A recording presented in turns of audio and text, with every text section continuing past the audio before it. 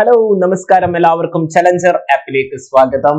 ഞാൻ അനന്തു. അപ്പോൾ മധ്യകാല ഇന്ത്യ ചരിത്രം എന്ന് പറയുന്ന ഒരു ഭാഗമാണ്. അപ്പൊ കഴിഞ്ഞ ക്ലാസ്സിൽ നമ്മൾ മുസ്ലിങ്ങളുടെ ആഗമനം അല്ലെ, എങ്ങനെയാണ് അറബികൾ, മുസ്ലിങ്ങളുടെ അല്ല അറബികൾ ഇന്ത്യയിലേക്ക് വരുന്നത്, എങ്ങനെയാണ് അവിടെ നിന്നും, അതായത് ഇന്ത്യയുടെ എവിടെ നിന്നാണ്, നോർത്ത് വെസ്റ്റ് ഭാഗങ്ങളിൽ നിന്നുമൊക്കെ ഈ പറയുന്ന തുർക്കികളും അറബികളും ഒക്കെ ഇന്ത്യയിലേക്ക് വരുന്നത് എങ്ങനെയാണെന്നാണ് നമ്മൾ കഴിഞ്ഞ ക്ലാസ്സിൽ ഒന്ന് ഒരു ഔട്ട്ലൈൻ ആയിട്ട് പറഞ്ഞിരുന്നത്. ഇന്നത്തെ ഈ ഒരു ക്ലാസ് ആണ് നിങ്ങൾ വളരെ വ്യക്തമായും അതുപോലെ തന്നെ സ്റ്റേറ്റ്മെന്റ് രീതിയിലായിക്കോട്ടെ, നിങ്ങളുടെ SCERT NCERT പുസ്തകങ്ങളുടെ ബേസിസിലായിക്കോട്ടെ, അത് ശരിക്കും നന്നായി പഠിക്കേണ്ടത് ഇന്നത്തെ ഈ ഒരു ക്ലാസ്സിലാണ്. എല്ലാവർക്കും വളരെ എപ്പോഴും തോന്നുന്ന ഒരു കാര്യമാണ്, മധ്യകാല ഇന്ത്യ ചരിത്രം പഠിക്കാൻ ഭയങ്കര പാടാണ്, ഇങ്ങനെ പേരൊക്കെ എങ്ങനെയാണെന്ന് മനസ്സിലാവില്ല, പേരുകൾ മറന്നു പോകുന്നു എന്നൊക്കെയുള്ള പ്രശ്നങ്ങളുണ്ട്. ഇന്ന് നമ്മൾ ഈ ഒരു ക്ലാസ് തീരുന്നതോട് ഞാനിപ്പോ ഒരിക്കലും പറയുന്നില്ല നമ്മുടെ ക്ലാസ്സുകൾ കൊണ്ട് മാത്രം നിങ്ങൾക്ക് പൂർണ്ണമായും പഠിച്ചു തീർക്കാൻ പറ്റുമോ എന്നുള്ള ഒരു ഡിമാൻഡ് ഒന്നും ഞാൻ പറയുന്നില്ല. പക്ഷെ പരമാവധി കാര്യങ്ങൾ നമ്മൾ ക്ലാസ്സിൽ കവർ ചെയ്യും. പിന്നെ നിങ്ങളുടെ കുറച്ച് എഫേർട്ടോട് ഇടുമ്പോൾ ഈ ഒരു ടോപ്പിക്ക് തീർക്കാവുന്നതാണ്. കൃത്യമായി ഇപ്പൊ ഞാനിപ്പോ ഒരു കഥയായിട്ടാണ് പറയുന്നത്, ഞാൻ കഥയൊന്നും എഴുതി വെക്കരുത്. അതിൽ നിന്നും ഞാൻ സ്പെസിഫിക് ആയിട്ട് എടുത്തു പറയുന്ന കാര്യങ്ങൾ കൃത്യമായി എല്ലാവരും ക്ലാസ്സിൽ എഴുതാൻ ശ്രമിക്കുക. ഇപ്പോൾ ഈ അടുത്തിടയ്ക്ക് നടന്ന പരീക്ഷകളുടെയൊക്കെ ഒരു ചോദ്യം കാണുമ്പോൾ നിങ്ങൾക്ക് മനസ്സിലാവുന്നുണ്ട്, കുറച്ചുകൂടിയൊക്കെ ആ സ്റ്റാൻഡേർഡും നിലവാരവും ഒക്കെ പുലർത്തുന്ന രീതിയിലുള്ള ചോദ്യങ്ങളാണ് PSCയിൽ നിന്ന് നമ്മൾ പൊതുവെ കണ്ടുവരുന്നത്. അതിൽ നമുക്ക് ബുദ്ധിമുട്ടുണ്ടെന്നൊക്കെ പറയുന്ന ഭാഗങ്ങൾ, GK ഭാഗങ്ങളിൽ ബുദ്ധിമുട്ടുണ്ടെന്ന് പറയുന്ന ഭാഗങ്ങളിൽ ഒന്നാണ് ചരിത്രം എന്ന് പറയുന്ന ഭാഗം. അത് കഴിഞ്ഞാൽ ചിലപ്പോൾ എല്ലാവർക്കും ജോഗ്രഫി ആയിരിക്കും, പിന്നെ അല്ലെങ്കിൽ കോൺസ്റ്റിറ്റ്യൂഷൻ ആയിരിക്കും. അതുപോലെ എക്കണോമിക്സ് എന്ന് പറയുന്ന സബ്ജക്ട് കൂടി കുറച്ചുകൂടി ശ്രദ്ധിക്കുക. ഇപ്പോ നടന്ന നമ്മളുടെ സെക്രട്ടേറിയറ്റ് അസിസ്റ്റന്റ് എക്സാമിനേഷൻ, സെക്രട്ടേറിയറ്റ് അല്ലല്ലോ, ഡിഗ്രി ലെവൽ പ്രിലിമിനറിയുടെ പരീക്ഷ നിങ്ങൾ കണ്ടിട്ടുണ്ടാവും. കുറച്ച് എക്കണോമിക്സ് ക്വസ്റ്റ്യൻ ഉണ്ടായിരുന്നു, 2ാം ഘട്ടത്തിനോ മറ്റോ ആയിരുന്നു. വളരെ സ്റ്റാൻഡേർഡ് പുലർത്തുന്ന ചോദ്യങ്ങളൊക്കെ അതിനകത്തൊന്നും കണ്ടു. അപ്പൊ കുറച്ചുകൂടെ ഒക്കെ ഡെപ്തിൽ പഠിക്കണം എന്നുള്ളത് ഓൾറെഡി PSC പറഞ്ഞു കഴിഞ്ഞു. ഇനിയും കുറച്ചുകൂടെ നല്ല രീതിയിൽ പഠിക്കണം. അതുകൊണ്ട് തന്നെ ഏത് ടോപ്പിക് ആണെങ്കിലും നിങ്ങളിപ്പോൾ എടുത്തിരിക്കുന്നത് എത്ര നാളത്തെ കോഴ്സ് ആണ് എന്ന് നമുക്കറിയില്ല. ഇതിനിടയ്ക്കുള്ള എല്ലാ പരീക്ഷകളും പരമാവധി നിങ്ങൾക്ക് ഇതിൽ നിന്നും പഠിക്കാവുന്ന വെച്ച് ഉപയോഗിക്കാവുന്നതാണ്. അഥവാ ഇനി എന്തെങ്കിലും ടോപ്പിക്ക് തീരുന്നില്ല എന്നുണ്ടെങ്കിൽ നിങ്ങളുടെ അടുത്ത കോഴ്സ് ഡ്യൂറേഷന്റെ പ്രശ്നമാണ്, അത് കുഴപ്പമില്ല. എന്നാലും പരമാവധി നമ്മുടെ പ്രാക്ടീസ് ക്വസ്റ്റ്യൻസ് ഒക്കെ യൂസ് ചെയ്യുക, എന്നിട്ട് പഠിക്കുക. ഇമ്പോർട്ടന്റ് ആയിട്ടുള്ള ഭാഗങ്ങൾ നമ്മൾ കവർ ചെയ്യും. എക്സ്ട്രാ ആയിട്ട് നിങ്ങളുടെ എഫേർട്ട് കൂടി നിങ്ങൾ കൊടുക്കണം. അപ്പൊ മധ്യകാല ഇന്ത്യ ചരിത്രത്തിൽ ഗസ്നി യുഗം, ഗസ്നി എന്ന് പറയുന്ന ഒരു സ്ഥലമുണ്ട്. അഫ്ഗാനിസ്ഥാൻ, ഇറാൻ, അതുപോലെയുള്ള നമ്മുടെ സ്ഥലങ്ങളിൽ ഈ പറയുന്ന മേഖലകളിലുള്ള കുറച്ച് ഭരണാധികാരികളും അവിടെ നിന്നുമുള്ള ചില ഇൻവേഷനുകളെ കുറിച്ചും ഒക്കെ പഠിക്കുന്നതാണത്. അതിനകത്ത് നമ്മൾ എപ്പോഴും നമുക്കൊക്കെ അറിയാവുന്ന ഒരു പേരാണ് മുഹമ്മദ് ഗസ്നിയും മുഹമ്മദ് ഗോറിയും. ഒരു മുഹമ്മദിയൻ ഇറയെ കുറിച്ച്, മുഹമ്മദിയൻ കാലഘട്ടത്തെ കുറിച്ചിട്ടാണ് നമ്മൾ ഇന്നത്തെ ഈ ഒരു ക്ലാസ് തുടങ്ങാൻ പോകുന്നത്. എത്ര വരെ തീർക്കാൻ പറ്റുമെന്ന് അറിയില്ല. പരമാവധി എല്ലാ കാര്യങ്ങളും ആഴത്തിൽ പഠിപ്പിച്ചു തന്നെയായിരിക്കും ചലഞ്ചറിലെ ക്ലാസ്സുകൾ മുന്നോട്ട് പോവുക ഇനി മുതൽ. ഓക്കെ, അപ്പൊ നമുക്ക് നേരെ ക്ലാസ്സിലേക്ക് കിടക്കാം.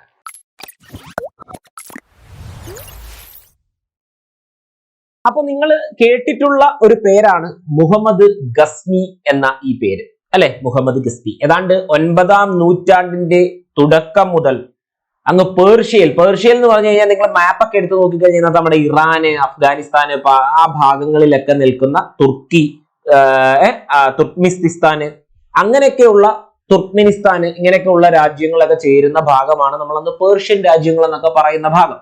ഓക്കെ, അത് മാപ്പ് ഉണ്ടെന്ന് തോന്നുന്നു. മാപ്പ് ഉണ്ടെങ്കിൽ ഞാൻ മാപ്പ് കാണിച്ചു തരാം. ഓക്കെ, അപ്പോ ഈ 9ാം നൂറ്റാണ്ടിന്റെ തുടക്കം മുതൽ പേർഷ്യയിൽ 3 പ്രധാനപ്പെട്ട അധികാര കേന്ദ്രങ്ങൾ പുതിയതായി ഉയർന്നു വന്നു. ഒരു 9ാം നൂറ്റാണ്ടോടുകൂടി നമ്മുടെ അങ്ങ് പേർഷ്യയിൽ എന്തൊരിടത്ത് വന്നു, ഒരു 3 പ്രധാനപ്പെട്ട, ഇതാണ് മാപ്പ് കണ്ടോ. ഈ ഒരു ഭാഗങ്ങളാണ് നമ്മൾ ഈ പറയുന്നത് പോലെ അപ്പൊ ഇതാണ് മാപ്പ്. അപ്പൊ ഈ മാപ്പിൽ നിങ്ങൾ കാണുന്നുണ്ടല്ലോ, ഈ തുർക്ക്മെനിസ്ഥാന്, ഇറാന്, അഫ്ഗാനിസ്ഥാന്, പാകിസ്ഥാൻ, ഇപ്പുറത്തോട്ടുള്ള രാജ്യം നിങ്ങൾക്ക് അറിയാം, ഇത് നമ്മുടെ ഗുജറാത്തിന്റെ ഭാഗമാണ് അല്ലെ. ഇപ്പുറത്തോട്ടുള്ള ഇത് നമ്മുടെ ഇപ്പോഴത്തെ രാജസ്ഥാന്റെ ഭാഗമൊക്കെയാണിത്.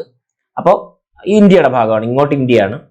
ഓക്കെ, അപ്പൊ ഈ ഒരു ഇങ്ങനെയുള്ള രാജ്യങ്ങൾ എല്ലാരും കൂടി ചേരുന്ന തുർക്കി കണ്ടോ, തുർക്കി, ഇങ്ങനെയുള്ള രാജ്യങ്ങൾ എല്ലാരും കൂടി ചേർന്നതാണ് നമുക്ക് പേർഷ്യൻ രാജ്യം. അതിലെ പ്രധാനപ്പെട്ട ഒരു സെന്റർ ആയിരുന്നു ഇറാൻ. അതുകൊണ്ടാണ് ഇറാനെയാണ് നമ്മൾ പേർഷ്യൻ രാജ്യം എന്ന രീതിയിൽ പറയുന്നത്. ഓക്കെ, അപ്പോ ഏതാണ്ട് 9ാം നൂറ്റാണ്ടിന്റെ സമയത്ത് ഇവിടെ ഒരു 3 പ്രധാനപ്പെട്ട അധികാര കേന്ദ്രങ്ങൾ, അല്ലെങ്കിൽ 3 പ്രധാനപ്പെട്ട ഒരു ഡൈനസ്റ്റികൾ പോലെ ഒരു 3 പ്രധാനപ്പെട്ട അധികാര കേന്ദ്രങ്ങൾ ഉടലെടുക്കുകയാണ്, ഒരു പ്രധാനപ്പെട്ട സാമ്രാജ്യങ്ങൾ. അപ്പോ ആ സാമ്രാജ്യങ്ങൾ ഏതാണെന്ന് ചോദിച്ചാൽ, ഒന്ന് താഹിരിഡ് എന്നും താഹിരിഡ് എന്നും, രണ്ടാമത്തത് സാഫരിഡ് എന്നും, മൂന്നാമത്തത് സാമനിഡ് എന്നും പറയും. ഓക്കെ, സാമനി എന്നൊക്കെ ചിലപ്പോൾ ചിലയിടത്ത് കാണും, അതൊന്നും നിങ്ങൾ നോക്കണ്ട, രണ്ടും ഒന്ന് തന്നെയാണ് കേട്ടോ. അപ്പൊ താഹിരിഡ്, സാഫരിഡ്, സാമനിഡ് എന്നിങ്ങനെ 3 പ്രധാനപ്പെട്ട സാമ്രാജ്യങ്ങളായിരുന്നു 9ാം നൂറ്റാണ്ടിൽ നമ്മുടെ ഈ പേർഷ്യയിൽ ഉയർന്നു വന്ന 3 അധികാര കേന്ദ്രങ്ങൾ എന്ന് പറയുന്നത്. ഇതിലെ ഈ സാമനിഡ് എന്ന് പറയുന്ന ഈ അഫ്ഗാനിസ്ഥാനുമായി ബന്ധപ്പെട്ട് കിടക്കുന്ന സ്ഥലമാണ് സാമനിഡ്. ഈ സാമനിഡ് രാജവംശത്തിൽ അവിടെ ഒരു അബ്ദുൾ മാലിക് എന്ന് പറയുന്ന ഒരു ഭരണാധികാരി ഉണ്ടായിരുന്നു. കഥ കേൾക്കണം. ഈ സാമനിഡ് എന്ന് പറയുന്ന ഈ അധികാര കേന്ദ്രത്തിൽ അവിടെ ഒരു അബ്ദുൾ മാലിക്, ഇതൊന്നും അത്ര ഇമ്പോർട്ടന്റ് അല്ല, എന്നാലും കേട്ടിരിക്കും. അബ്ദുൾ മാലിക് എന്ന് പറയുന്ന ഒരു ഭരണാധികാരി ഉണ്ടായിരുന്നു. അപ്പൊ അദ്ദേഹത്തിന്റെ വളരെയധികം പ്രീതി സമ്പാദിച്ചിരുന്ന അദ്ദേഹത്തിന്റെ വളരെ പ്രസിദ്ധനായ ഒരു അടിമയുണ്ടായിരുന്നു. ആ അടിമയുടെ പേര് എന്ന് പറഞ്ഞു കഴിഞ്ഞാൽ അത് ഇമ്പോർട്ടന്റ് ആണ്. ആ അടിമയുടെ പേര് എന്ന് പറഞ്ഞു കഴിഞ്ഞാൽ ആൽപ്റ്റിജിൻ എന്നായിരുന്നു. എന്താണ്? ആൽപ്റ്റിജിൻ. കഥ കേട്ടോണേ, ആൽപ്റ്റിജിൻ. ഓക്കെ, അപ്പോ സാമനിഡ് എന്ന് പറഞ്ഞ ഇങ്ങനെ 3 പ്രധാനപ്പെട്ട അധികാര കേന്ദ്രങ്ങൾ ആ പേർഷ്യൻ മേഖലകളിൽ വിവിധ കോർണറുകളിലായിട്ടുണ്ടായിരുന്നു. അതിനകത്ത് ഏതാണ്ട് ഈ സാമനിഡ് എന്നൊക്കെ പറഞ്ഞാൽ ഏതാണ്ട് ഈ തെഹ്റാനൊക്കെ ഉൾപ്പെടുന്ന ഈ ഒരു ഭാഗത്തൊക്കെ ആയിട്ടായിരുന്നു. അതൊന്നും നമുക്ക് പഠിക്കേണ്ട കാര്യമില്ല. ഓക്കെ, അപ്പൊ ഈ സാമനിഡില് അവിടുത്തെ ഒരു ആ രാജവംശത്തിലെ അധികാരിയായിരുന്നു ആര്? അബ്ദുൾ മാലിക്. അദ്ദേഹത്തിന്റെ പ്രീതി നേടിയ, അദ്ദേഹത്തിന്റെ പ്രിയങ്കരനായ ഒരു അടിമ ഉണ്ടായിരുന്നു. അന്നൊക്കെ അടിമ കച്ചവടമൊക്കെ ഉള്ളത്, അടിമകളെ വാങ്ങാൻ പറ്റും മനുഷ്യരെ. അങ്ങനെ വളരെ വിശ്വസ്തനായ അദ്ദേഹത്തിന്റെ അടിമയുടെ പേരാണ് ആൽപ്റ്റിജിൻ എന്നാണ്. അങ്ങനെ ഈ ആൽപ്റ്റിജിനെ ഇംഗ്ലീഷിൽ എഴുതി കഴിഞ്ഞാൽ ആൽപ്റ്റിജിൻ. ഓക്കെ, ഈ ആൽപ്റ്റിജിനെ ഖുർസാനിലെ ഗവർണറാക്കി അവരോധിച്ചു. എവിടത്തെയാണ്? ഖുർസാൻ. കണ്ടോ, ഇവിടുത്തെ ഗവർണർ. ഇതൊരു ഈ സാമനിഡിന്റെ ഭാഗമായ ഒരു പ്രദേശമാണ് ഖുർസാൻ. ഈ ഖുർസാനിലെ ഗവർണറാക്കി ആരെ മാറ്റി? ആൽപ്റ്റിജിനെ മാറ്റി. പേരെന്താ? ആൽപ്റ്റിജിൻ. ഓക്കെ, അപ്പൊ ഈ ഖുർസാൻ എവിടെ നിലനിൽക്കുന്നത് നോക്കിക്കേ നിങ്ങൾ. എവിടെയൊക്കെയുണ്ട് ഈ ഖുർസാൻ നിലനിൽക്കുന്നത് നോക്കിക്കേ. പാകിസ്ഥാൻ, അഫ്ഗാനിസ്ഥാൻ, പാകിസ്ഥാന്റെ തടി ഭാഗം അഫ്ഗാനിസ്ഥാൻ, അതുപോലെ തന്നെ തുർക്ക്മെനിസ്ഥാൻ, അതുപോലെ ഇറാഖ് എന്നീ പ്രദേശങ്ങൾ ചേർന്ന് നിൽക്കുന്ന ഈ ഒരു ഭാഗം, അതായത് ഇതാണെന്ന് കൂട്ടിക്കും.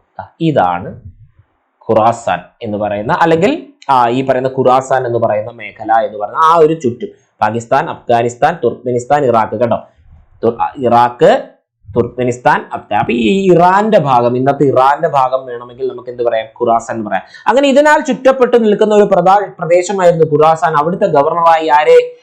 അവിടുത്തെ ഈ പറയുന്ന സാമനിഡ് രാജവംശത്തിലെ ഭരണാധികാരിയായിരുന്ന അബ്ദുൾ മാലിക് തന്റെ അടിമയായ ആൽപ്റ്റിജിനെ നിയമിച്ചു. പക്ഷെ ഈ അബ്ദുൾ മാലിക് കുറച്ചു കാലം കഴിയുമ്പോൾ പെട്ടെന്ന് അങ്ങ് മരണപ്പെട്ടു. അങ്ങനെ മരണത്തോടെ അദ്ദേഹത്തിന്റെ പിന്തുടർന്ന് വന്ന ഭരണാധികാരി വന്നപ്പോഴത്തേക്കും ഈ ആൽപ്റ്റിജിന് ഖുറാസാൻ മേഖലയിൽ നിന്നും തന്റെ സ്ഥാനം ഒഴിയേണ്ടതായിട്ട് വന്നു. കേൾക്കണേ, ആൽപ്റ്റിജിന് സ്ഥാനം ഒഴിയേണ്ടതായിട്ട് വന്നു. പിന്നീട് അദ്ദേഹം ഗസ്നിയിൽ അദ്ദേഹത്തിന്റെ ഒരു ചെറിയ ഭരണകൂടം ആരംഭിച്ചു. പിന്നീട് അദ്ദേഹം ഗസ്നിയില് അദ്ദേഹത്തിന്റെ ചെറിയൊരു ഭരണകൂടം, ഗസ്നിയും ഈ പറയുന്ന അഫ്ഗാനിസ്ഥാൻ മേഖലയിലാണ് ഗസ്നി ഉള്ളത്. അപ്പൊ ഈ ഗസ്നിയില് അദ്ദേഹം അദ്ദേഹത്തിന്റെ ചെറിയൊരു ഭരണകൂടം അവിടെയായിട്ട് സ്ഥാപിച്ചു. ആര്? ആൽപ്റ്റിജിൻ തന്റെ ഭരണകൂടം അവിടെയായി സ്ഥാപിച്ചു. മനസ്സിലായോ? ഇത്രയും കാര്യങ്ങൾ മനസ്സിലായല്ലോ? ഓക്കെ, അങ്ങനെ ഏകദേശം AD 863 കാലഘട്ടം എന്ന് ഓർത്തുള്ളൂ. AD 860, അതായത് 9ാം നൂറ്റാണ്ടെന്ന് പറയുമ്പോൾ AD 863 ആൽപ്റ്റിജിൻ അങ്ങ് മരിച്ചു പോവുകയാണ്. വർഷം ഇമ്പോർട്ടന്റ് അല്ല, ആൽപ്റ്റിജിൻ അങ്ങ് മരിച്ചു പോവുകയാണ്. അങ്ങനെ ആൽപ്റ്റിജിന്റെ മരണശേഷം തന്റെ മകൻ, ആൽപ്റ്റിജിന്റെ മകന്റെ പേരാണ് ഇഷാക്ക്. എന്താണ്? ഇഷാക്ക്. തന്റെ മകൻ ഇഷാക്ക് അധികാരത്തിൽ വന്നു. പക്ഷെ അധിക കാലമൊന്നും അദ്ദേഹത്തിന് കാരണം അദ്ദേഹം ഒന്നാമതൊരു വീക്കായിരുന്നു, അധികകാലം പിടിച്ചു നിൽക്കാൻ പറ്റില്ല. കാര്യം വന്നെങ്കിലും ഈ പറയുന്ന ആൽപ്റ്റിജിന്റെ അനന്തിരവൻ അല്ലെങ്കിൽ മരുമകനായ സബുക്തിജിൻ, എന്താണ്? സബുക്തിജിൻ, എളുപ്പമല്ലേ പഠിക്കാൻ? ആൽപ്റ്റിജിൻ, സബുക്തിജിൻ ഭരണാധികാരം ഇഷാക്കിൽ നിന്നും പിടിച്ചെടുത്തു. ഇഷാക്കിൽ നിന്നും ആരിലേക്ക് പോയി? സബുക്തിജിനിലേക്ക് പോയി. സബുക്തിജിൻ. സ്പെല്ലിംഗ് ഇംഗ്ലീഷ് വേണോ? സബുക്തിജിൻ. ഓക്കെ, സബുക്തിജിൻ. ഓക്കെ, അങ്ങനെ സബുക്തിജിനിലേക്ക് എന്ത് പറ്റി? ആ അധികാരം കൈമാറി പോകേണ്ടതായിട്ട് വന്നു. അങ്ങനെ അധികാരമേറ്റ ഈ സബുക്തിജിന്റെ ആദ്യം ലക്ഷ്യമാക്കിയത് തന്റെ സാമ്രാജ്യത്വത്തിന്റെ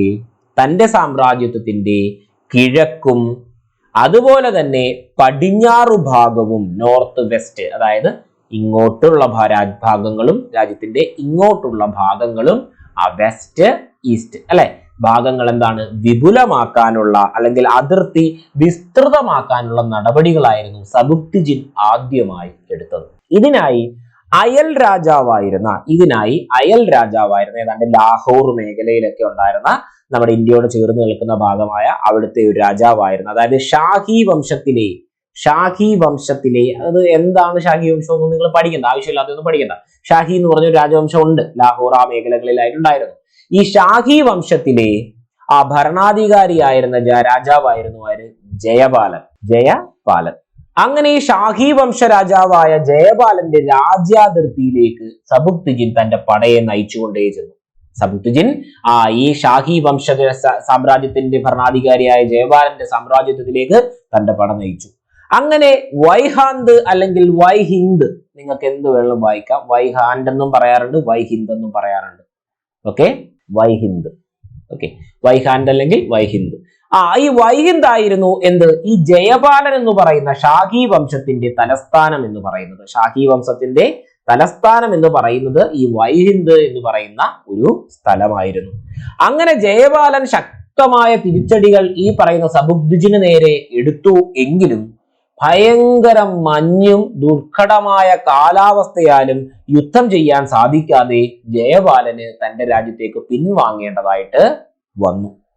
വലിയൊരു നഷ്ടപരിഹാരം നൽകാമെന്ന വാഗ്ദാനം നൽകിക്കൊണ്ട് യുദ്ധം എന്ത് ചെയ്തു? പിൻവാങ്ങി. ആര്? ജയപാലൻ. എന്നാൽ ഈ വാക്കു പാലിക്കാത്തതിനാൽ സബുക്തിജിൻ എന്ത് ചെയ്തു? വീണ്ടും യുദ്ധം ചെയ്യുകയും പെഷ്വാർ എന്ന് പറയുന്ന പ്രദേശം അദ്ദേഹം സ്വന്തമാക്കുകയും ചെയ്തു. ഞാൻ അത് പെഷ്വാർ ഒക്കെ നിങ്ങൾക്ക് കാണിച്ചു തരാം കേട്ടോ. ഇന്നത്തെ ക്ലാസ്സിൽ അല്ലെങ്കിൽ നെക്സ്റ്റ് ക്ലാസ്സിൽ കാണിച്ചു തരാം. മാപ്പിൽ ഇതിനകത്തില്ല, ഇപ്പുറത്തായിട്ടാണ്. ഈ അഫ്ഗാനിസ്ഥാന്റെ ഒക്കെ ഇപ്പുറത്തായിട്ടാണ് പെഷ്വാർ ഉള്ളത്, ഈ പാകിസ്ഥാന്റെ ഒക്കെ അതിർത്തി ഭാഗത്തായിട്ടാണ്. അങ്ങനെ വൈഹാന്തിൽ വെച്ചിട്ട് ഇങ്ങനെ വലിയൊരു യുദ്ധമൊക്കെ നടന്നു. പക്ഷേ ജയപാലിന് അവിടുത്തെ ഈ കാലാവസ്ഥയുടെ പ്രശ്നമൊക്കെ കാരണം പുള്ളിക്കാരൻ അവിടെ ജയിക്കാൻ പറ്റുന്നില്ല. കുറച്ച് പൈസയൊക്കെ തന്നെ സെറ്റിൽ ചെയ്യാൻ, പ്രശ്നമൊന്നും ഉണ്ടാക്കരുത്, എന്നെ യുദ്ധത്തിൽ തോപ്പിക്കുകയൊക്കെ ചെയ്യരുതെന്നൊക്കെ പറഞ്ഞുകൊണ്ട് എന്തുവല്ല സബുക്തിജിൻ എന്ത് പറഞ്ഞു? ജയപാലൻ എന്ത് പറഞ്ഞു? മാപ്പ് അപേക്ഷിച്ചു. അപ്പൊ ഈ വാക്കു പാലിക്കാത്തത് കൊണ്ട് എന്തു പറ്റി?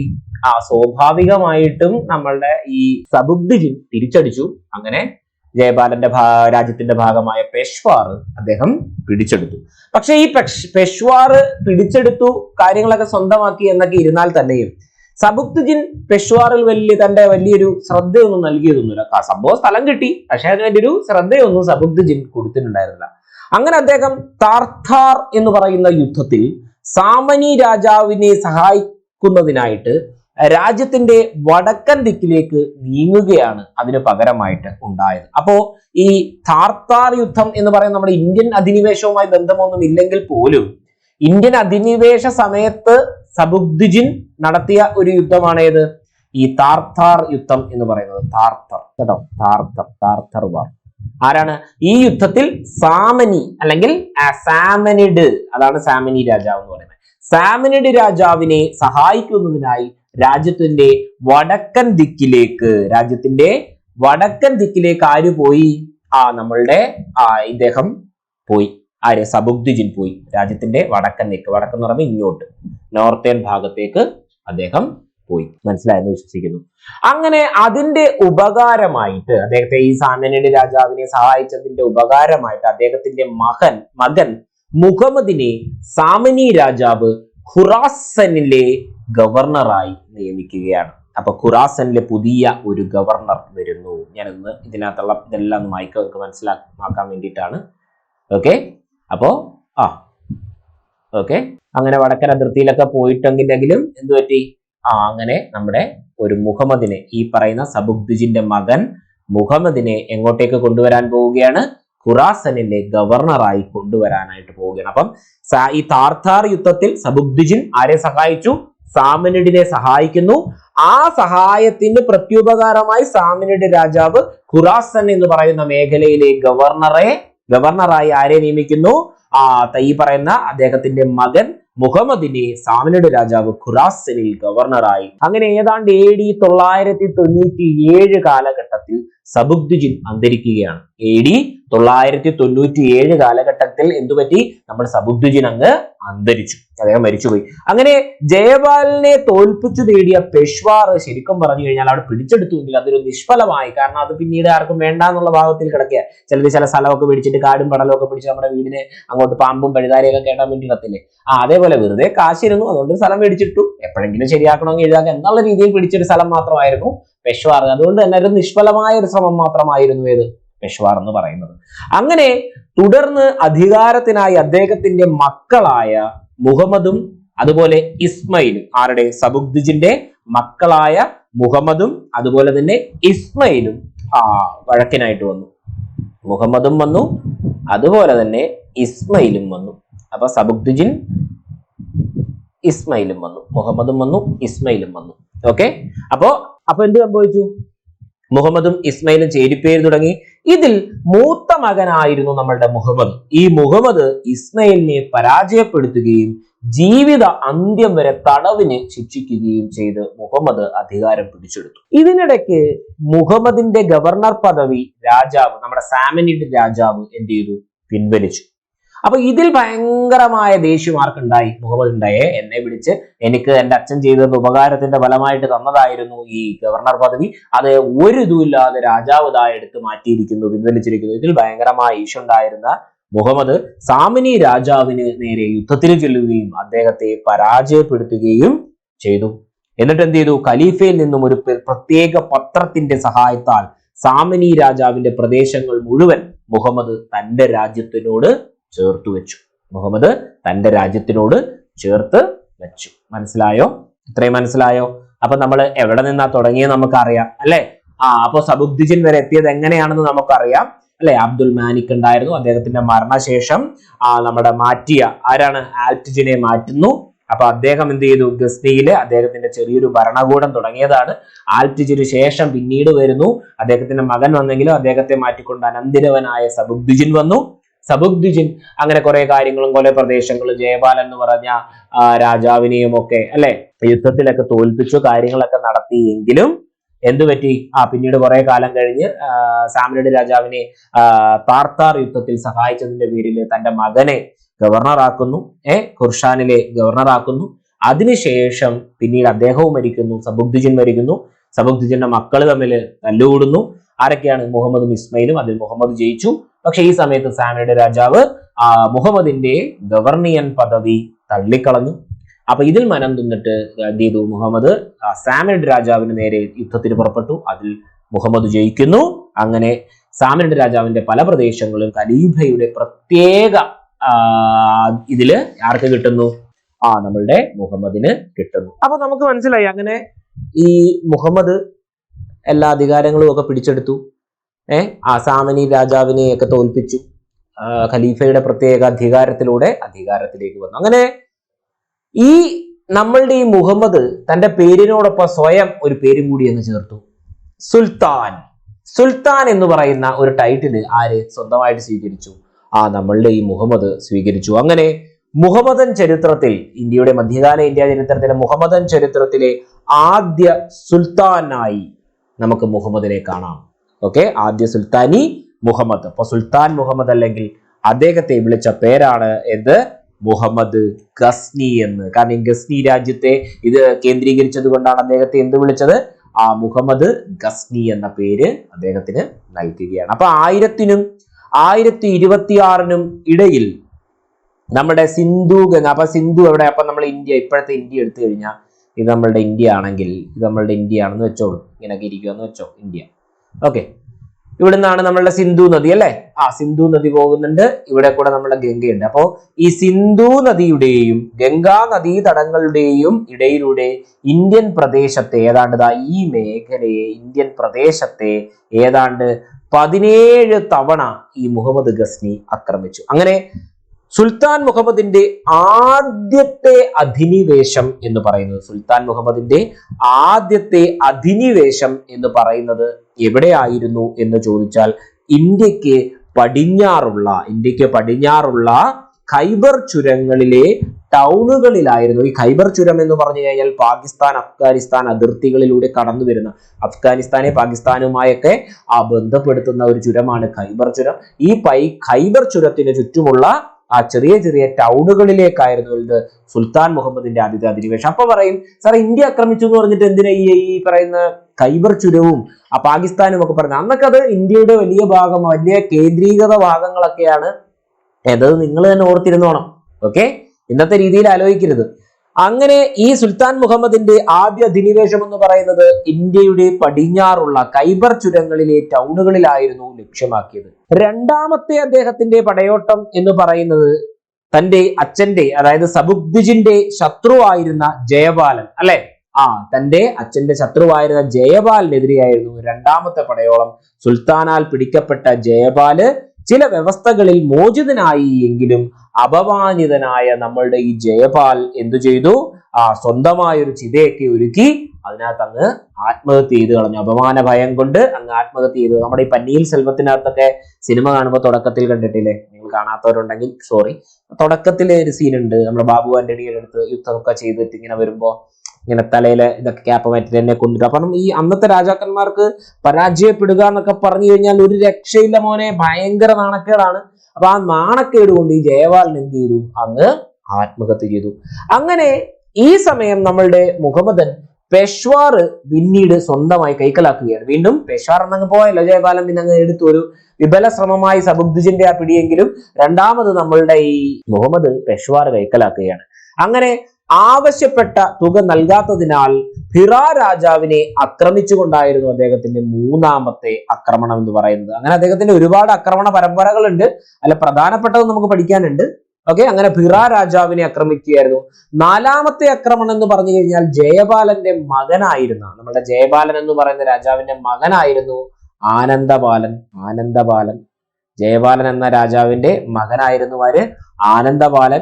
അപ്പൊ ആനന്ദപാലനെതിരായിരുന്നു ഈ പറയുന്ന ഗസ്നിയുടെ നാലാമത്തെ ആക്രമണം എന്ന് പറയുന്നത്. സുൽത്താനെ ഭയന്നുകൊണ്ട്, ഈ സുൽത്താൻ മുഹമ്മദിനെ ഭയന്നുകൊണ്ട് ആനന്ദപാലൻ എന്ത് ചെയ്തു? കൊട്ടാരം വിട്ട് ഓടിപ്പോവുകയും അദ്ദേഹത്തെ പിന്തുടർന്നെത്തിയ മുഹമ്മദ് AD 1005 ആ കാലഘട്ടത്തിൽ, 1005 ആ ഒരു കാലഘട്ടത്തിൽ ആനന്ദപാലനെ മുൾട്ടാനിൽ വെച്ച് പിടിക്കുകയാണ്. മുൾട്ടാൻ. ഓക്കെ, ആനന്ദപാലനെ മുൾട്ടാനിൽ വെച്ച് പിടിക്കുകയും അദ്ദേഹത്തെ കൈക്കലാക്കുകയും. അങ്ങനെ സുൽത്താന്റെ ഏറ്റവും വലിയ പടയോട്ടം എന്ന് പറയുന്നത് 6ാമത്തെ പടയോട്ടമായിരുന്നു. ഓടിപ്പോയ ആനന്ദപാൽ അന്ന് ഇന്ത്യയിൽ ഉണ്ടായിരുന്ന ഹൈന്ദവ രാജ്യങ്ങളായ ഉജ്ജയിൻ, ഗ്വാളിയാർ, കലഞ്ചർ, കനൌജ്, ദില്ലി, അജ്മീർ എന്നീ രാജ്യങ്ങളുമായി ചേർന്ന് ഒരു സംയുക്ത സേന ഉണ്ടാക്കി. ഈ ആനന്ദപാലൻ ഓടിപ്പോയിട്ട് അന്ന് അവിടെ ഉണ്ടായിരുന്ന ഹൈന്ദവ രാജ്യങ്ങളായ ഉജ്ജയിൻ, ഗ്വാളിയാർ, കലഞ്ചർ, കനൌജ്, ദില്ലി, അജ്മീർ എന്നീ രാജ്യങ്ങളുമായി ഒക്കെ ചേർന്ന് ഒരു സംയുക്ത സേന ഉണ്ടാക്കിയിരുന്നു. അപ്പൊ നോക്കിക്കേ, നമ്മുടെ ആനന്ദപാലൻ നേരെ ഓടിപ്പോവുകയാണ്, അല്ലെ? ഹൈന്ദവ രാജ്യങ്ങളായ ഉജ്ജയിൻ നോക്കി, അല്ലെ? ഡൽഹി നോക്കി, ന്യൂഡൽഹി എന്നൊക്കെ കിടക്കുന്നെങ്കിലും ഡൽഹി നോക്കുന്നു. ഗ്വാളിയാർ, കലഞ്ചർ, കനൌജ്, അജ്മീർ എന്നൊക്കെ പറഞ്ഞ ഏതാണ്ട് ഇവിടൊക്കെ ആയിട്ടുള്ള രാജ്യങ്ങൾ, അജ്മീർ, ഇതൊക്കെ.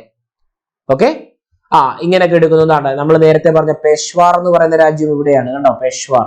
മുൾട്ടാൻ എന്ന് പറയുന്നതാണ് ഈ പ്രദേശത്താണ്, കണ്ടോ? ഇവിടൊക്കെ ആയിട്ടായിരുന്നു എന്ത്? ലാഹോർ, മുൾട്ടാൻ, ഈ പ്രദേശങ്ങളിലൊക്കെ ആയിട്ടായിരുന്നു ഇന്ത്യൻ രാജാക്കന്മാരുടെ ഒരു പ്രദേശമായിട്ടൊക്കെ കിടന്നതാണ്. ഇത്രയും ഭാഗത്ത് ആയിരുന്നു. ജസ്റ്റ് ഞാൻ മാപ്പ് കാണിച്ചു തന്നതാ കേട്ടോ. ഓക്കെ, അപ്പോ അജ്മീർ, ദില്ലി, കനൌജ്, ഗ്വാളിയാർ, കലഞ്ചർ, ഉജ്ജയിൻ, ഉത്തർപ്രദേശ് ആ മേഖലകളിലൊക്കെ ആയിട്ടുള്ള രാജ്യങ്ങൾ. ഏതാണ്ട് ഈ ഭാഗങ്ങളിലായിട്ടൊക്കെ കിടക്കുകയാണ്. ഇതൊന്ന് കൂട്ടിക്കോ. ഈ ഭാഗങ്ങളിലായിട്ടൊക്കെയാണ് ഞാൻ ഈ പറഞ്ഞ സ്ഥലങ്ങളൊക്കെ ഉള്ളത്. അവിടൊക്കെയുള്ള ഹൈന്ദവ രാജാക്കന്മാരുമായിട്ട് ആര് ചേർന്നു? ആനന്ദപാലൻ ചേരുകയും അവരൊരു സംയുക്ത സേന ഉണ്ടാക്കി. ആർക്കെതിരെ? ഈ സുൽത്താൻ മുഹമ്മദിനെതിരെ ഒരു സംയുക്ത സേനയും ഉണ്ടാക്കി. അങ്ങനെ നമ്മൾ നേരത്തെ പറഞ്ഞതുപോലെ തന്നെ വെയ്ഹിന്ദ് എന്ന് പറയുന്ന സ്ഥലത്ത് വെച്ച് എന്താണ്? സുൽത്താന്റെ സേനയും സംയുക്ത സേനയും ഏറ്റുമുട്ടുകയും ഏതാണ്ട് 40 ദിവസം ഈ യുദ്ധം നീണ്ടു നിൽക്കുകയും കോക്കാർ ഗോത്രവർഗക്കാരുടെ സേനയും സംയുക്ത സേനയിൽ ചേർന്ന് പ്രവർത്തിക്കുകയും ഏതാണ് കോക്കാർ. അപ്പൊ നോക്കിക്കേ, മുഹമ്മദ് ഗസ്നിക്ക് എതിരായി ജയപാലന്റെ മകനായ ആനന്ദപാലൻ നയിച്ച ഹൈന്ദവ രാജാക്കന്മാർ സംയുക്ത സേനയായി ഉൾപ്പെട്ട സഖ്യസേനയിലേക്ക് ചേർന്ന ഗോത്രവർഗക്കാരായിരുന്നു ആര്? കോക്കർ. കോക്കർ ഗോത്രവർഗക്കാരായിരുന്നു അതിലേക്ക് ചേർന്നത്. തെറ്റരുത്. ജസ്റ്റ് ഒരു സ്റ്റേറ്റ്മെന്റ് രീതിയിലേക്കൊക്കെ ഓർക്കുക. മുഹമ്മദ് ഗസ്നിക്കായിട്ടുള്ള പടയോട്ടത്തിൽ ജയപാലന്റെ മകനായ ആനന്ദപാലൻ നയിച്ച സംയുക്ത ഹൈന്ദവ രാജാക്കന്മാരുടെ സംയുക്ത സേനയിലേക്ക് ചേർന്ന ഗോത്രവർഗ വിഭാഗമായിരുന്നു ആര്? കോക്കർ ഗോത്രവർഗ സേന എന്ന് പറയുന്നത്. അവരും എവിടേക്ക് ചേർന്നു? സംയുക്ത സേനയിലേക്ക് ചേരുന്നു. പിടിച്ചു നിൽക്കാനായില്ലെങ്കിലും സുൽത്താൻ ഒരു ഭാഗ്യം ആ സമയത്ത് ലഭിക്കുകയാണ്. നല്ല യുദ്ധം നടക്കുകയാണ്. മുഹമ്മദ് ഗസ്നി ഒരു ഭാഗത്ത്, സംയുക്ത സേന ഒരു ഭാഗത്ത്, ഭയങ്കര ശക്തമായ യുദ്ധമൊക്കെ ഇങ്ങനെ അടിപൊളിയായിട്ട് നടന്നുകൊണ്ടിരിക്കുമ്പോൾ ശരിക്കും പറഞ്ഞാൽ മുഹമ്മദിന് പിടിച്ചിരിക്കാൻ പറ്റുന്നില്ല, സുൽത്താന് പിടിച്ചിരിക്കാൻ പറ്റുന്നില്ല. പക്ഷേ സുൽത്താൻ എന്ന് പറഞ്ഞാൽ മുഹമ്മദ് ഗസ്നിയാണേ. അപ്പോൾ സുൽത്താന് പിടിച്ചിരിക്കാൻ പറ്റുന്നില്ല. പക്ഷേ എന്തോ ഒരു ഭാഗ്യം എന്ന് പറഞ്ഞു കഴിഞ്ഞാൽ ഈ സഖ്യസേനയിലെ ഒരാന ഒരു പണി എന്ന് കൊടുത്തു. അതായത് ഈ സഖ്യസേനയിൽ ആന അങ്ങ് വരണ്ടു. ആന വരണ്ട് വലിയ പരാക്രമണം സൃഷ്ടിച്ചു. ആൾക്കാർ 4 ദിക്കേലെ അങ്ങ് ഓടി. അത് ശരിക്കും പറഞ്ഞാൽ ഈ സഖ്യസേനയ്ക്ക് വലിയൊരു തിരിച്ചടി ഉണ്ടാക്കി കൊടുത്തു. സഖ്യസേനയ്ക്ക് വലിയൊരു തിരിച്ചടി. അപ്പൊ അങ്ങനെ ചിതറി ഓടിയ സഖ്യസേനയിൽ നിന്നും സ്വർണം, വെള്ളി, രത്നാഭരണങ്ങള്, നാണയങ്ങള്, അങ്ങനെ കുന്നുകണക്കിന് സാധനങ്ങളായിരുന്നു ഈ സുൽത്താനൊക്കെ ലഭിച്ചത്. രത്നങ്ങൾ കിട്ടി, വെള്ളി കിട്ടി, നാണയങ്ങള്, അങ്ങനെ കുന്നുകണക്കിന് സമ്പത്തുമായി സുൽത്താൻ എങ്ങോട്ടേക്ക് മടങ്ങി? വീണ്ടും തിരിച്ച് ഗസ്നിക്ക് മടങ്ങി. വീണ്ടും തിരിച്ച് എങ്ങോട്ടേക്ക് പോയി? ഗസ്നിക്ക് മടങ്ങിപ്പോയി. ഓക്കെ, മനസ്സിലായോ? മനസ്സിലായെന്ന് വിശ്വസിക്കുന്നു. ഓക്കെ, അങ്ങനെ തിരിച്ച് അദ്ദേഹം എങ്ങോട്ടേക്ക് പോയി? ഇവിടെ നിന്നൊക്കെ യുദ്ധമൊക്കെ കഴിഞ്ഞ് നേരെ ഇങ്ങ് ഗസ്നിക്ക് വന്നു. അങ്ങനെ 12ാമതായി അദ്ദേഹം നടത്തിയ ഒരു യുദ്ധം എന്ന് പറഞ്ഞു കഴിഞ്ഞാൽ കനൗജുമായി നടത്തിയ യുദ്ധമായിരുന്നു. കനൗജുമായിട്ടായിരുന്നു അദ്ദേഹത്തിന്റെ 12ാമത്തെ യുദ്ധം. കനൗജുമായിട്ടായിരുന്നു അദ്ദേഹത്തിന്റെ. അങ്ങനെ 12ാമതായി അദ്ദേഹം കനൗജ് ആക്രമിച്ചു കൊള്ളയടിച്ചു. ഇവിടെ ഉണ്ടായിരുന്ന പ്രാദേശിക രാജാവിനെ അദ്ദേഹം അടിമയാക്കുകയും ഇസ്ലാം മതം സ്വീകരിപ്പിക്കുകയും ചെയ്തു. തുടർന്ന് നേരെ ഉത്തർപ്രദേശിലെ മധുരയിലേക്ക് കടന്ന്, ഇന്നത്തെ ഉത്തർപ്രദേശിലെ മധുരയിലേക്ക് കടന്ന് അവിടുത്തെ മുഴുവൻ ക്ഷേത്രങ്ങളും മുഹമ്മദ് ഗസ്നി കൊള്ളയടിച്ചു. അവിടുത്തെ മുഴുവൻ ക്ഷേത്രങ്ങളും ആര് കൊള്ളയടിച്ചു? മുഹമ്മദ് ഗസ്നി കൊള്ളയടിച്ചു. അങ്ങനെ AD 1025 important date, AD 1025 important date ിൽ സോമനാഥ ക്ഷേത്രം ഇദ്ദേഹം കവർച്ച നടത്തി. ഏതാണ്? സോമനാഥ ക്ഷേത്രം. നമുക്കൊക്കെ അറിയാം അല്ലെ? സോമനാഥ ക്ഷേത്രം ഇദ്ദേഹം കവർച്ച നടത്തുന്നു. ആര്? മുഹമ്മദ് ഗസ്നി കവർച്ച നടത്തുകയാണ്. അങ്ങനെ സുൽത്താന്റെ ഏതാണ്ട് 16ാമത്തെ കവർച്ചയാണ് ഇത്. അപ്പൊ കണക്കറ്റ സ്വത്ത് അന്ന് സുൽത്താന് വല്ലാത്തൊരു ആകർഷണമായിരുന്നു ഇവിടുത്തെ. അതെല്ലാം ഇദ്ദേഹം കൊള്ളയടിച്ചു. അങ്ങനെ ശക്തമായ യുദ്ധത്തിനൊടുവിൽ അദ്ദേഹം മുഴുവനും സോമനാഥ ക്ഷേത്രത്തിൽ നിന്നും കവർന്നുകൊണ്ടു പോവുകയാണ്. അതുകൊണ്ടാണ് നമ്മൾ മുഹമ്മദ് ഗസ്നിയെ മറ്റൊരു പേരിൽ വിളിക്കുന്നത് വിഗ്രഹ ഭഞ്ജകൻ എന്നാണ് നമ്മൾ മുഹമ്മദ് ഗസ്നിയെ വിളിക്കുന്ന മറ്റൊരു പേര്. വിഗ്രഹങ്ങൾ ഭഞ്ജനം ചെയ്യുന്നവൻ, വിഗ്രഹ ഭഞ്ജകൻ എന്നായിരുന്നു നമ്മൾ ഗസ്നിയെ വിളിക്കുന്ന ഒരു പേര്.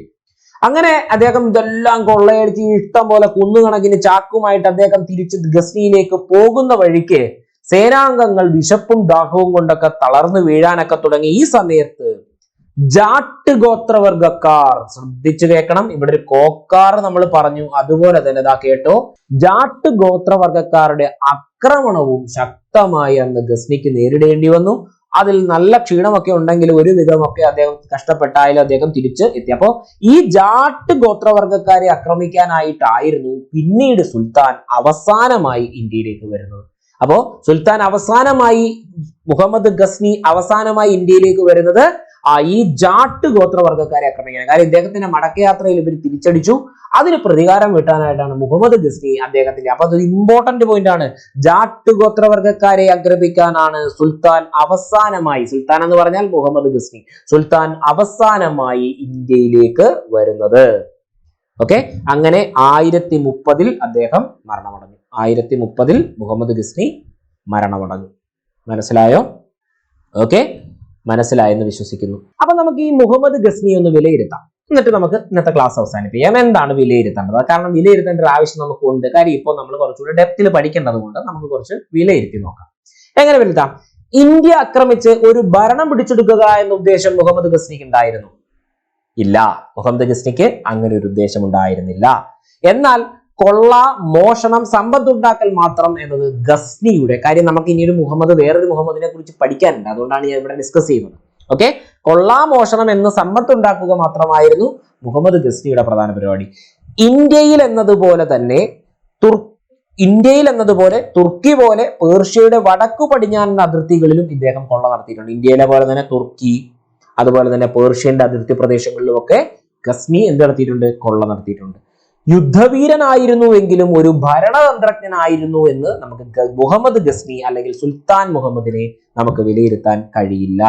ആയതിനാൽ സാമ്രാജ്യത്വ വികസനത്തിൽ അദ്ദേഹം ഒരു വലിയ തോൽവിയാണ്. ആര്? മുഹമ്മദ് ഗസ്നി എന്ന സുൽത്താൻ മുഹമ്മദ് വലിയൊരു തോൽവിയാണ്. ആയതിനാൽ അദ്ദേഹത്തിന് അധീന പ്രദേശങ്ങൾ ഛിന്ന ഭിന്നമായി. അദ്ദേഹത്തിന്റെ മരണത്തോടെ മക്കളായ മുഹമ്മദും മസൂദും അധികാര തർക്കമൊക്കെ തുടങ്ങി. ജ്യേഷ്ഠനായ മുഹമ്മദിനെ അന്ധനാക്കിക്കൊണ്ട് അദ്ദേഹത്തിന്റെ ഇളയ മകൻ മസൂദ് ഭരണാധിപനായി.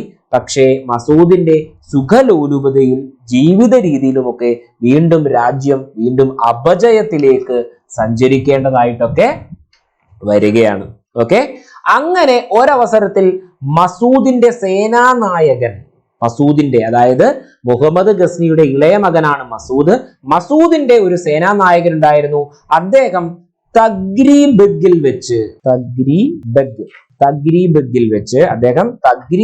വെച്ച് എന്താണ്? ഖുറസാനിൽ സ്വയം ഭരണാധികാരിയായി അവരോധിതനായി. ഖുറസാനിൽ, നമ്മുടെ നേരത്തെ പറഞ്ഞ ഖുറസാൻ, അവിടുത്തെ ഒരു സ്വയം ഭരണാധികാരിയായി മാറിയാര്? അദ്ദേഹത്തിന്റെ ഒരു സേനാനായകൻ. ഓക്കെ, ഇതിനെതിരെയും മസൂദ് യുദ്ധം ചെയ്തെങ്കിലും അവിടെ വെച്ച് മസൂദ് പരാജയപ്പെടുകയും ശേഷിച്ച സേനയുമായി അദ്ദേഹം നേരെ എങ്ങോട്ടേക്ക് പോയി? ഇന്ത്യ ലക്ഷ്യമാക്കി അങ്ങ് പോവുകയും ചെയ്തു. തുടർന്ന് നമ്മുടെ ഈ ഗസ്നിയിലെ പൗരപ്രമുഖരൊക്കെ ജ്യേഷ്ഠൻ മുഹമ്മദിനെ വീണ്ടും അധികാരത്തിലേക്കൊക്കെ കൊണ്ടുവന്നെങ്കിലും തന്റെ പുത്രൻ അഹമ്മദിന്, ഈ മുഹമ്മദ് തന്റെ പുത്രനായ അഹമ്മദിന് അത് കൈമാറുകയും, ഇമ്പോർട്ടന്റ് ആയിട്ടുള്ള പോയിന്റ് അല്ല, ഞാൻ കഥ ജസ്റ്റ് പറയുന്നുള്ളൂ, കൈമാറുകയും അഹമ്മദ് മസൂദിനെ വകവരുത്തുകയും ഒക്കെ ചെയ്തു. തുടർന്ന് മസൂദിന്റെ മകൻ മോദാദ് ഈ അഹമ്മദിനെ വീണ്ടും തിരിച്ചു കൊല്ലുകയും ഒക്കെ ചെയ്തു. അങ്ങനെ മോദാദിന് ശേഷം വന്നവരെല്ലാം രാജ്യത്തോട് യാതൊരു താല്പര്യവും ഇല്ലാത്തതിനാൽ ചരിത്രത്തിൽ അവരെ കുറിച്ചൊന്നും പ്രതിപാദിച്ച് കാണുന്നില്ല. ഓക്കെ, അങ്ങനെ ഗസ്നി വംശത്തിന്റെ പെട്ടെന്നുള്ള തകർച്ചയ്ക്ക് കാരണം എന്താണ് എന്ന് ചോദിച്ചാൽ, ഈ നമ്മുടെ സുൽത്താന്റെ അനന്തര അവകാശികളിൽ ഒരാളായ ബഹ്റാം എന്ന് പറയുന്ന ഒരാള്, ഈ സുൽത്താന്റെ അനന്തര അവകാശികളിൽ ഒരാളായിരുന്നു ബഹ്റാം. ഈ ബഹ്റാമിൽ അനന്തരാവകാശികളിൽ ഒരാളായി ബഹ്റാം മുഹമ്മദ് ഗോറിയുടെ ഒരു സേനാനായകരിൽ ഒരാളെ അങ്ങ് വധിച്ചു. മുഹമ്മദ് ഗസ്നിയുടെ അല്ല, മുഹമ്മദ് ഗോറിയുടെ സേനാനായകരിൽ ഒരാളെ സുൽത്താന്റെ അനന്തരാവകാശികളിൽ ഒരാളായ ബഹ്റാം ഗോറി അങ്ങ് വധിച്ചു. അങ്ങനെയാണ് ശരിക്കും പറഞ്ഞു കഴിഞ്ഞാൽ ഇവരുടെ ഒരു അവസാനം ആരംഭിക്കുന്നു എന്ന് നമുക്ക് പറയാനായിട്ട് പറ്റും. അപ്പോ ഞാൻ ഒരു പോയിന്റ് അവസാനമായി പറഞ്ഞ് നമുക്ക് ഇന്നത്തെ ക്ലാസ് നിർത്താം. മധ്യകാല ഇന്ത്യയിൽ മുഹമ്മദ് ഗസ്നി 17 തവണ ആക്രമണങ്ങൾ നടത്തിയിട്ടുണ്ടെങ്കിലും അതിൽ ഏറ്റവും പ്രധാനപ്പെട്ടത് എന്ന് നമുക്ക് പറയാവുന്നത് ഒന്ന് AD 1018 നടന്ന കനൗജ് ആക്രമണം, മറ്റൊന്ന് AD 1018 തന്നെ നടന്ന മധുര ആക്രമണം, പിന്നെ AD 1025 വളരെ ഇമ്പോർട്ടന്റ് AD 1025 സോമനാഥ ക്ഷേത്ര ആക്രമണം, 1008 വെയ്ഹിന്ദ് ആക്രമണം. ഇതെല്ലാം നമ്മൾ ക്ലാസ്സിൽ പറഞ്ഞിട്ടുണ്ട്, കഥയായിട്ട് പറഞ്ഞിട്ടുണ്ട്. ഓക്കെ, ഇനി തെക്കൻ ഏഷ്യയിലെ ഷാർലെമാൻ എന്നറിയപ്പെടുന്ന ആളാണ് ആര്? തെക്കൻ ഏഷ്യയിലെ ഷാർലെമാൻ എന്നറിയപ്പെടുന്ന ആളാണ് മുഹമ്മദ് ഗസ്നി. ഇദ്ദേഹം സ്വീകരിച്ച ഒരു സ്ഥാനപ്പേരുണ്ട്, അത് അറിഞ്ഞിരിക്കണം. അതാണ് യമീൻ അൽ ദൗള എന്ന സ്ഥാനപ്പേര് ഇദ്ദേഹം സ്വീകരിച്ചിട്ടുണ്ട്. യഥാർത്ഥ പേരെന്താണെന്നറിയാമോ? യമൻ അബ്ദുൽ ഖാസിം മുഹമ്മദ് ഗസ്നി എന്നാണ് ഇദ്ദേഹത്തിന്റെ പേര്. അതിനെയാണ് അദ്ദേഹം നമ്മൾ മുഹമ്മദ് ഗസ്നി എന്ന് ഷോർട്ടാക്കി വിളിക്കുന്നത്. ഓക്കെ, മനസ്സിലായോ എല്ലാവർക്കും? ഇനി ഇദ്ദേഹത്തിന്റെ പ്രധാനപ്പെട്ട സദസ്യരുണ്ട്. കൊട്ടാരം ചരിത്രകാരൻ എന്നൊക്കെ പറയുന്നത് അൽ ഉദ്ബി ആയിരുന്നു. അൽ ഉദ്ബി. ഇദ്ദേഹത്തിന്റെ കൊട്ടാര ചരിത്രകാരൻ എന്ന് പറയുന്നത് അൽ ഉദ്ബി. ഇദ്ദേഹത്തിന്റെ കൊട്ടാര ചരിത്രകാരൻ എന്ന് പറയുന്നത് അൽ ഉദ്ബിയാണ്. കിതാബ് ഐ യാമിനി എന്ന കൃതി എഴുതിയത് ഇദ്ദേഹമാണ്. ഈ അൽ ഉദ്ബിയാണ് എന്ത് കിതാബ് എഴുതി പോണേ ഐ യാമിനി എന്ന കൃതി എഴുതിയത്. ഓക്കെ, ഐ യാമിനി എന്ന കൃതി എഴുതുന്നത് ആരാണ്? അൽ ഉദ്ബിയാണ്. അദ്ദേഹം ആരായിരുന്നു? സുൽത്താന്റെ, അതായത് മുഹമ്മദ് ഗസ്നിയുടെ കൊട്ടാരം ചരിത്രകാരനായിരുന്നു എന്ന് പറയുക. ഇനി കൊട്ടാര പണ്ഡിതനുണ്ട്, നിങ്ങൾ കേട്ടിട്ടുള്ള പേരാ കൊട്ടാര പണ്ഡിതൻ. അതാണ് അൽ ബറൂനി. കൊട്ടാര പണ്ഡിതനായിരുന്ന ആളാണ് ആര്? അൽ ബറൂനി എന്ന് പറയുന്നത്. അദ്ദേഹത്തിന്റെ പ്രധാനപ്പെട്ട കൃതികളും ഇമ്പോർട്ടന്റ് ആണ്. അതാണ് താരിഖ് ഉൽ ഹിന്ദ്, താരിഖ് ഉൽ ഹിന്ദ്, അതുപോലെ കിതാബ് അൽ ഹിന്ദ്. അൽ ഹിന്ദ് അൽ ബറൂണിയാണ് അദ്ദേഹത്തിന്റെ എന്താണ് കൊട്ടാര പണ്ഡിതൻ എന്ന് പറയുന്നത്. ഗ്രീക്ക് ചിന്തകനായിരുന്ന യൂക്ലിഡിന്റെ കൃതികൾ സംസ്കൃതത്തിലേക്ക് തർജ്ജമ ചെയ്തിരുന്ന ആളായിരുന്നു ആര്? അൽ ബറൂണി എന്ന് പറയുന്നത്.